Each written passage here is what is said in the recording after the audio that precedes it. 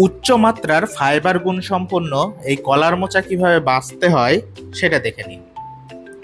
এই কলার মোচাতে শরীরের জন্য উপকারী বিভিন্ন উপাদান রয়েছে।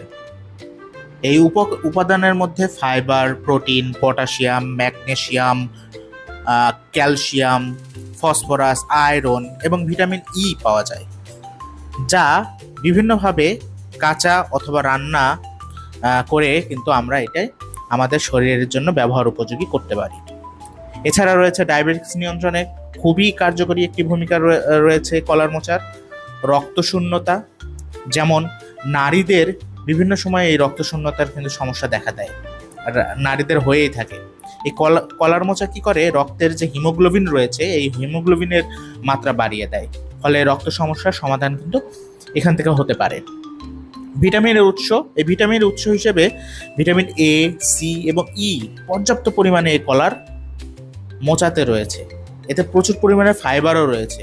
মানসিক চাপ নিয়ন্ত্রণেও কিন্তু এই কলার মোচা খুবই গুরুত্বপূর্ণ ভূমিকা পালন করে। জরায়ু সুস্থ রাখে এই কলার মোচা। হলুদ, গোলমরিচ গুঁড়া ও জিরা দিয়ে কলার মোচা সেদ্ধ করে খেলে কিন্তু জরায়ু সুস্থ থাকে। চুলের জন্য কিন্তু এই কলার মোচা খুবই গুরুত্বপূর্ণ। চুলের স্বাভাবিক উজ্জ্বলতা ফিরিয়ে আনে।